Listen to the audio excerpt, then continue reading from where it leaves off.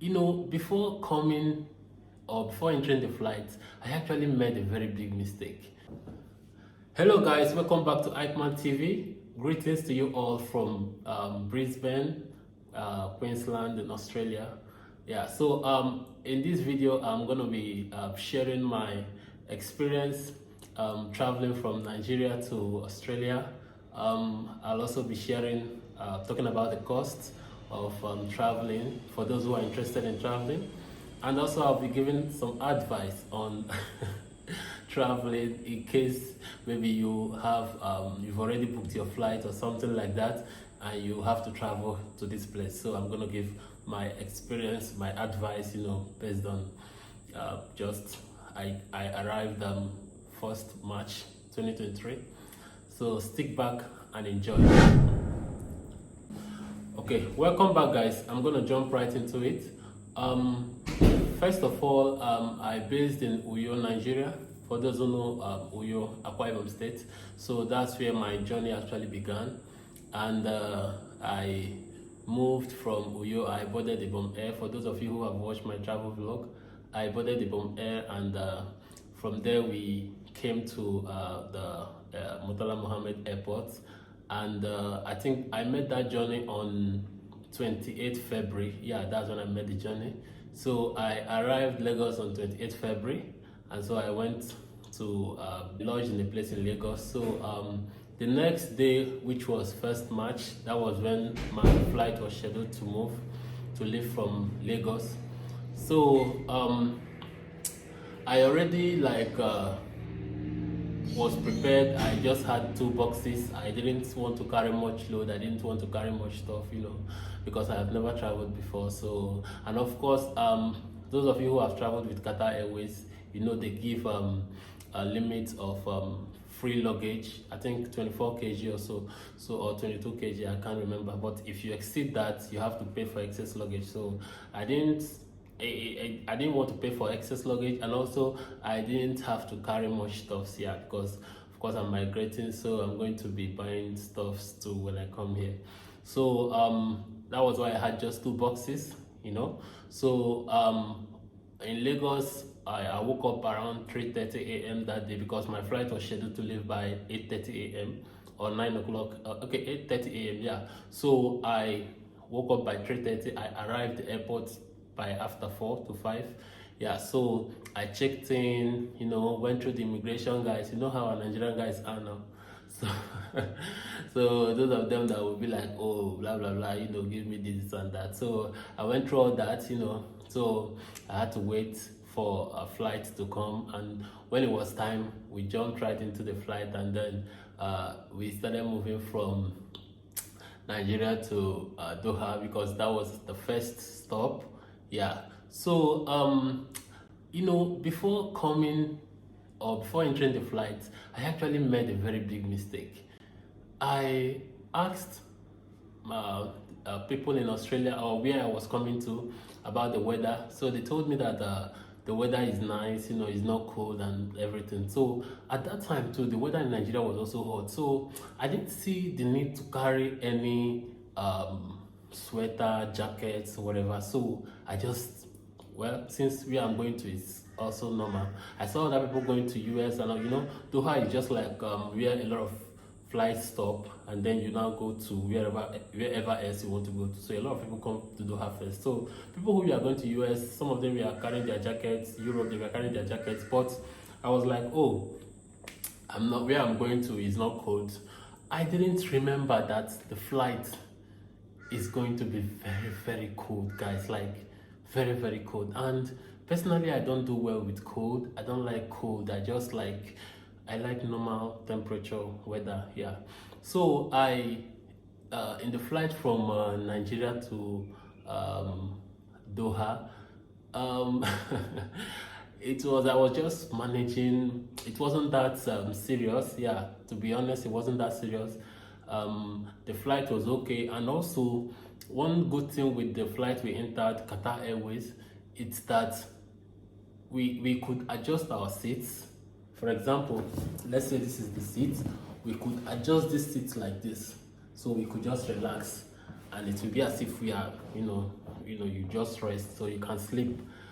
So it was a comfortable flight. They served us. Everything was so nice. It was top notch. Yeah. So when we got to Doha, the flight took like 6 hours approximately. Yeah. So when we got to Doha, my connecting flight will be leaving in 2 hours. So I had to sort myself out so that I'll make sure I am at the waiting room when the time comes. So I did all that and I went to the waiting room. So the flight from Doha to Melbourne was the second flight. Yeah, so I had to move to Melbourne first before coming to Brisbane, where I'm currently staying.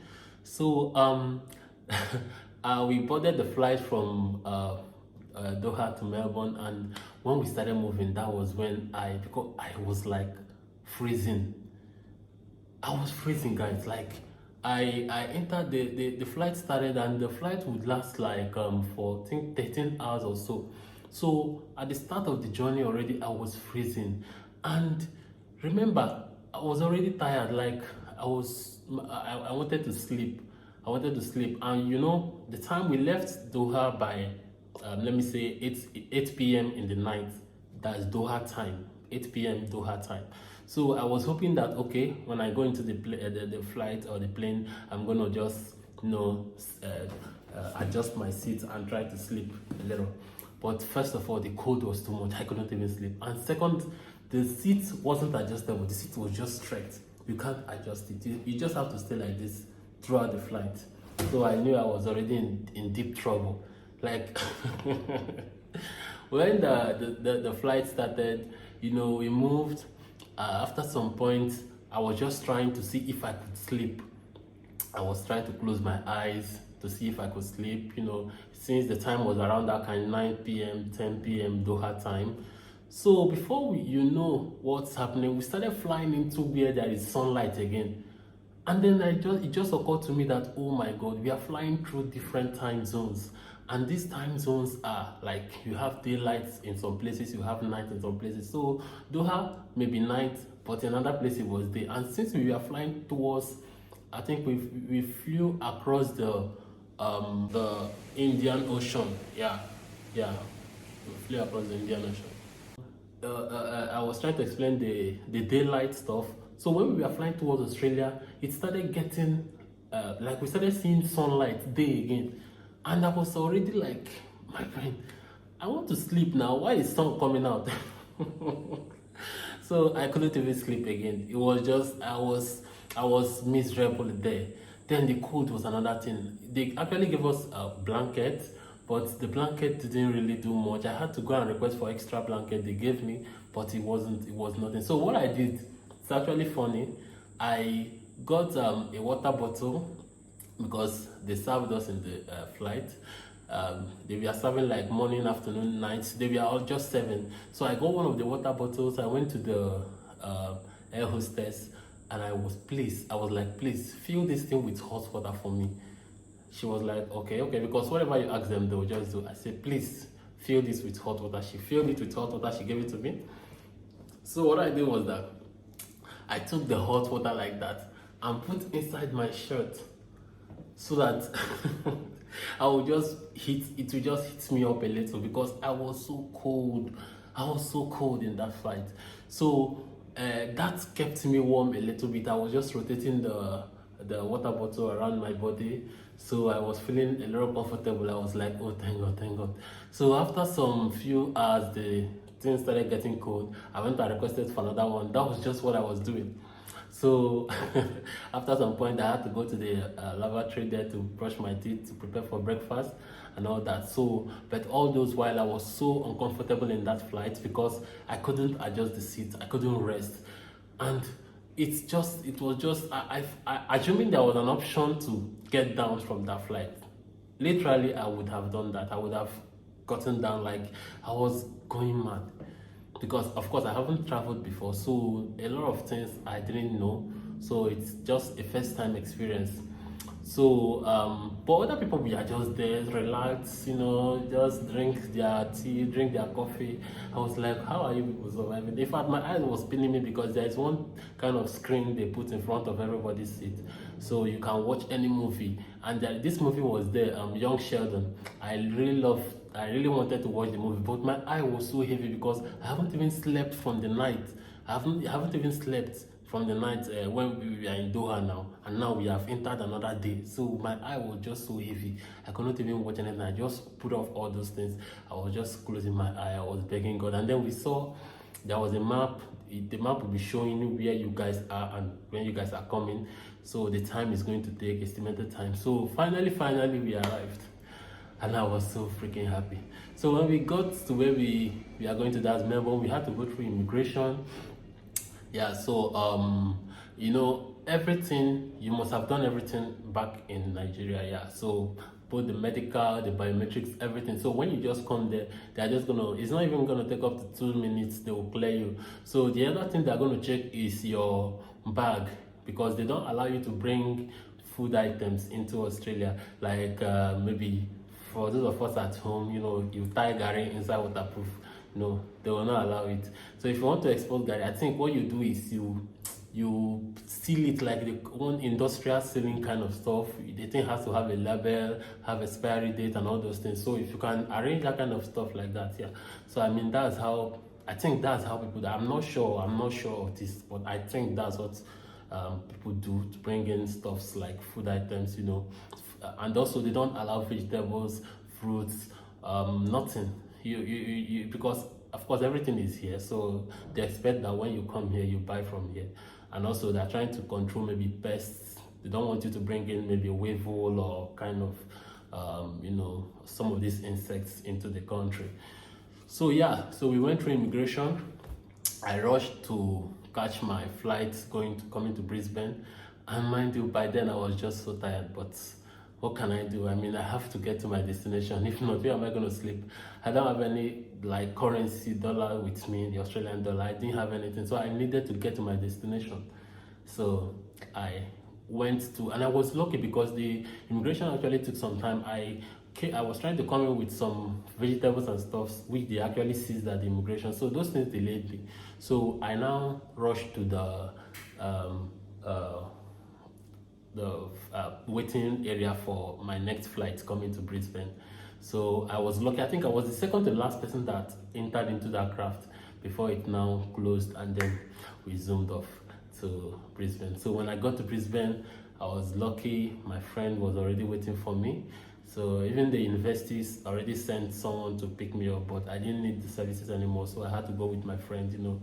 So when I just got to my friend's house, I was like, please, I want to bathe hot water, like hot. If I can bathe in like 100 degrees Celsius, I would want to do that. But I know that's not possible, of course. So I went to the shower. I had to turn the hot water to, like, it was so hot. And that was when I just calmed myself down, because all my hairs were actually standing. Like, I was feeling so cold inside, everywhere. So it helped me a lot. After taking the shower and I went to bed, I slept. And when I woke up in the morning, I was still feeling somehow. So when I told my boss, he told me that's what they call jet lag, because my head is still configured to the time zone in Nigeria. So whenever people want to sleep in Nigeria, maybe I will be feeling it kind of spiritually. Whereas the time here is different, because here is 9 hours ahead of Nigeria. So it was just funny. I was trying my best to cope, and thank God now I've settled in very well. I sleep with the Australian time now. I no longer have the spiritual connection between Nigeria and here. So yeah, now let me talk about the cost. Now, booking a flight from Nigeria to Australia, I use Qatar Airways, so I'm going to talk based on Qatar Airways because that's the one I know. It's advisable to book like months before your intended journey. If you have to leave like maybe tomorrow and day after tomorrow, and you try to book today, it's going to be expensive. It's going to be up to like 2.5 million or even 3 million. Yeah. So, but if you book like maybe 1 month or maybe 2 months ahead, you could get something for like 1.1 million, 1.2 million. Mine was like 1.2 million, and it was because I booked far, like before I knew when I was traveling.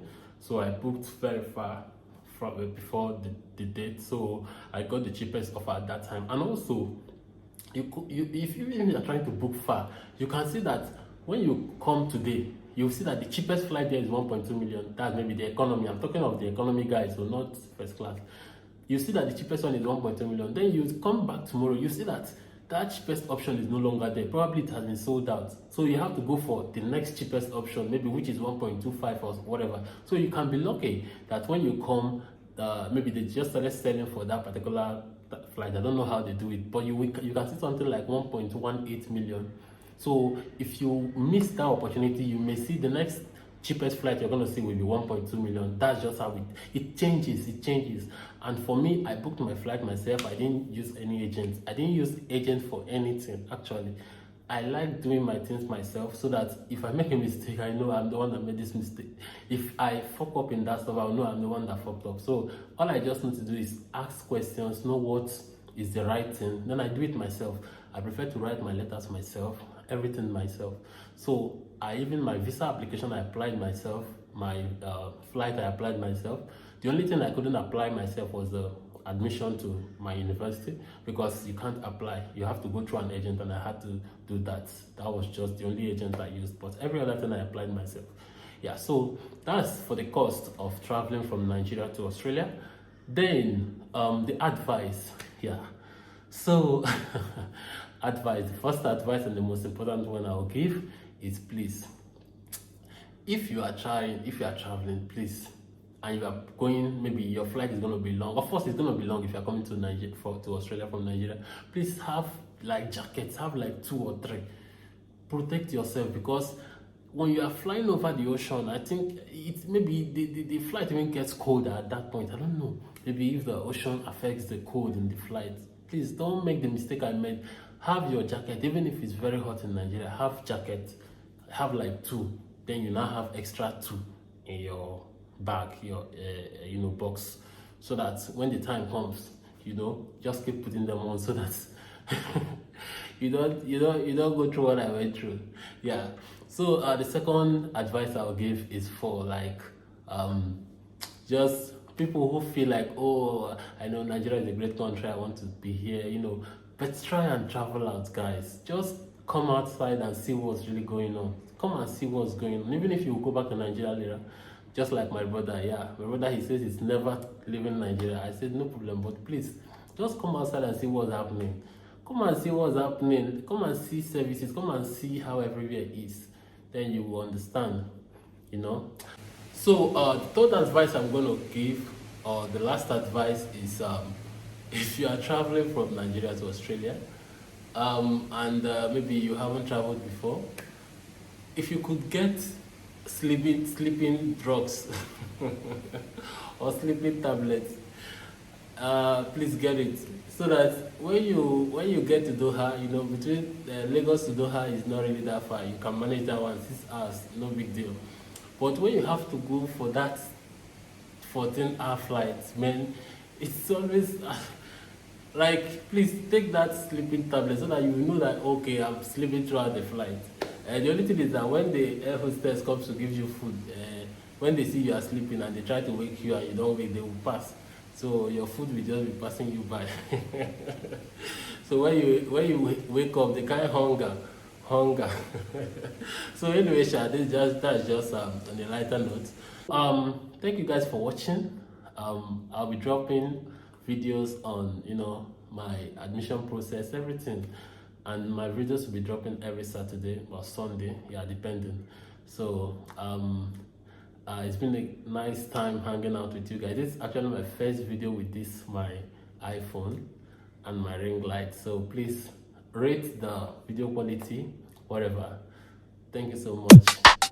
See you next time.